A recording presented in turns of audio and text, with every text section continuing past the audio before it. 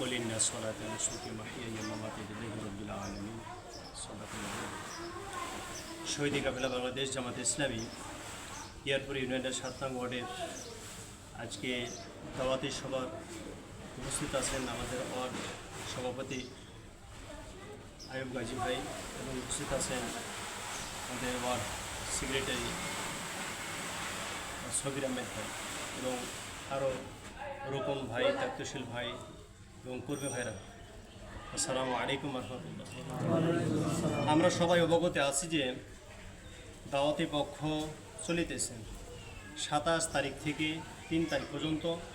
দাওয়াতি পক্ষটা আসলে কী এবং আমরা কীভাবে আমরা বেগমন করব, আমরা কীভাবে আমরা নিজেদেরকে তৈরি করব এবং নিজেদেরকে তৈরি করে আবার আমাদের যে পরিচিত যেসব ভাইগুলো থাকবে, আমাদের যে পরিচিত ভাইদেরকে সাথে আমরা কিভাবে আমরা দাওয়াতি করব এই বিষয়ে একটু আলোচনা করি ইনশাআল্লাহ।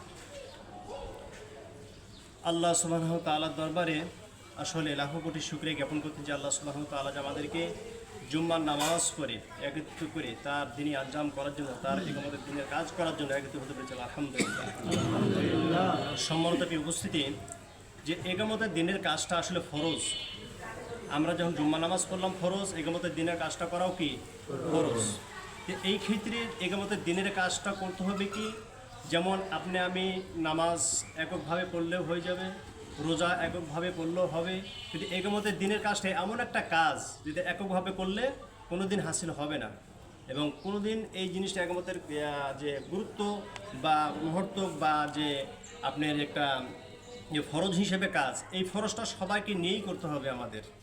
যে সমাজের যে সবাই মানুষ সবাই যে ভালো হবে তা না, কিছু মানুষ যদি ভালো হয় এই সমাজে তাদের ভালোটা ফুটিয়ে তোলার জন্য আমাদের যে দাওয়াতি পক্ষ, এই দাওয়াতি পক্ষটা আমরা দাওয়াত দেবো এমনভাবে যেসব ভাইগুলা আমাদের পরিচিত আছে তাদেরকে আমরা দাওয়াত দেবো ইনশাল্লাহ। তো আসলে দাওয়াতটা কীভাবে দেবো, যেমন আপনি আমি যেভাবে দাওয়াত পেয়েছি, যে সত্যের সাক্ষ্য, সবচেয়ে বড় নামাজ কালাম যাই কিছু করি না কেন সবচেয়ে একটা বড় একটা দায়িত্ব আছে আমাদের উপরে, সেই দায়িত্ব হচ্ছে সত্যের সাক্ষ্য। সেই সত্যটা কি, যে সত্যের উপর যে আপনি আমি ঈমান এনেছি, সেই ঈমানটা সেই সত্যটা আরেক ভাইয়ের কাছে পৌঁছে দেওয়া, ঠিক আছে? এটা হচ্ছে একেবারে দিনের কাজ। তো পৌঁছে দিবেন কীভাবে? সঙ্গে থাকতে হবে লিফলেট, সঙ্গে থাকতে হবে দাওয়াতে যে সহযোগী ফরম, এই ক্ষেত্রে সারাক্ষণ থাকতে হবে। তারপর আপনি যে দাওয়াত দিবেন ভাইগুলাকে, ঠিক আছে, আপনি যে সত্য সাক্ষ্যর মধ্যে প্রবেশ হয়েছেন সেই ভাইগুলা যেন প্রবেশ হতে পারে, ঠিক আছে ভাই? তা আসলে যে আমাদের নামাজ, আমাদের রোজা, আমাদের ইবাদত সব কিছু কার জন্য? আল্লাহ সুবহানাহু ওয়া তাআলার জন্য, ঠিক আছে? তো আমাদের দিনের কাজ করতে হলে আমাকে কি করতে হবে, যে নিজেকে কোরআন তেলাওয়াত সহিভাবে থাকতে হবে, নিজেকে হেকমা প্রজ্ঞার সাথে আগে যেতে হবে এবং আরেক ভাইয়ের সামনে যে এই কথাগুলো আমরা পেশ করতে পারি, সেই ভাই যেন প্রশ্ন করতেও বা না পারে যে আমি যেভাবে প্রশ্ন করবো বা আমি পড়বো বা কোরআন কিছু আয়াত দিয়ে তাকে ইনভাইট করবো আমরা, ঠিক আছে, তারা যেন আসতে পারে আমাদের মাঝে।